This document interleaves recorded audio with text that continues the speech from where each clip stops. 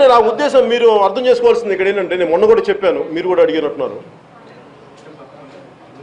జనసేన పార్టీని నేను ఎందుకు ఆలోచించి మెల్లిమెల్లిగా అడిగేస్తున్నాను. నేను ముందే చెప్పాను, 2014 అప్పుడు చెప్పాను, నేను 25 సంవత్సరాలు నా జీవితాన్ని సంవత్సరాలని నేను ప్రజా శ్రేయస్సు కోసం పనిచేయడానికి వచ్చాను. అంతేగాని ఇది అధికారంలో ఉంటుందా లేదంటే ప్రజా సమస్యలు ముందుకు తీసుకెళ్ళడానికి పార్టీ పెట్టాను.